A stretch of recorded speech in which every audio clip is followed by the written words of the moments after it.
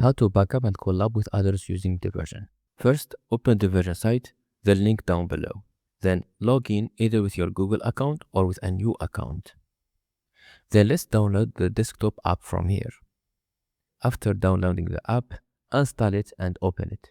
Let's log in again. Now go create your Unreal Engine project, or if you already have one, even better. Let's create a new repository. By the way, you can import your project from Git. So for now, let's create a new repository. Name it. Then you can either create a repository from existing folder or from new one. In my case, I want to create the repository from existing file. So let's go to my Unreal Engine project path right here and press create. Now it successfully added the repository. We can collab with someone by clicking on collab, then writing the name right here.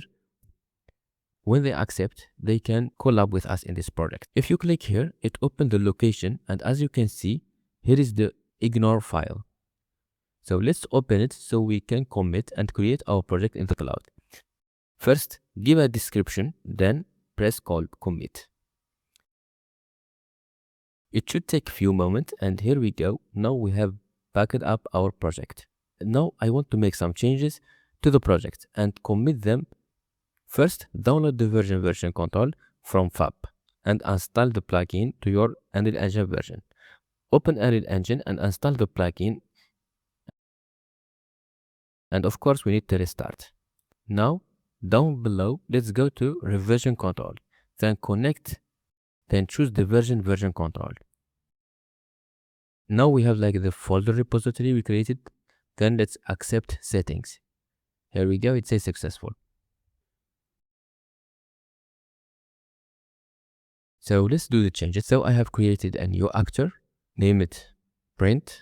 So when we overlap this trigger, it will print high player. Let's do that. And as you can see, we added this change.